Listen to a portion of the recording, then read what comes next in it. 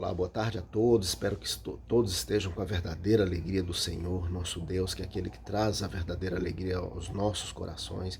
Deus tocou no meu coração hoje para falar um pouco sobre Esther, o livro de Esther, uma história cativante que eu convido aqueles que não leram para que leiam. Uma história que nos mostra o quanto Deus tem o poder de reverter adversidades, né, de transformar aquilo que às vezes parece maldição em bênção. Então a história do livro de Esther é cativante, que mostra o quanto Deus está presente na história do seu povo. Você que passa por alguma adversidade, você que passa por algum momento difícil, leia o livro de Esther, que ele vai te dar esperança. Deus ele nos diz que devemos nos alegrar na esperança, né, perseverar nas adversidades, porque a perseverança demonstra confiança. E a confiança é necessária para que você escale a muralha e alcance a vitória. Perseverança foi necessária para todo o povo de Deus. Toda a história que você conhece do povo de Deus que alcançou a vitória, ela só foi obtida através de degraus, através de montanhas, através de muralhas que foram rompidas, que foram conquistadas. Então é importante, e o livro de Esther não é diferente.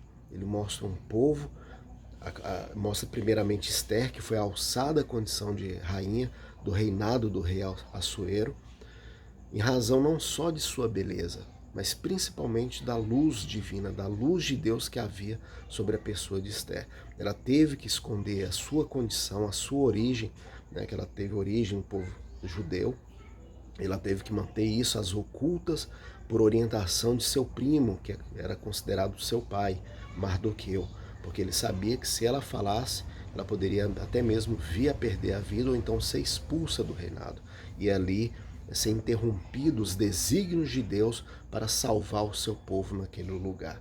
Então a história ela é muito cativante porque ela mostra uma reviravolta do povo de Deus, cuja morte já estava decretada, e ali, a 3 dias da morte, depois de oração e jejum, eles conseguem essa reviravolta.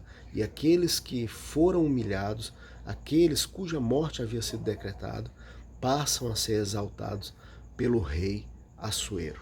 É uma história cativante, convido a todos, e você tenha em mente isso. Deus, ele é capaz de reverter adversidades. Deus, ele é capaz, no último momento, de salvar vidas, de salvar família, de salvar casamento. Ele é capaz de reverter a situação que você vive hoje. Leia o livro de Esther. Alegre-se na esperança, persevere na adversidade e tenha absoluta certeza que você vai alcançar a vitória. Não há nenhuma história de vitória na Bíblia que não tenha sido em meio ao deserto, que não tenha sido em meio à travessia do deserto.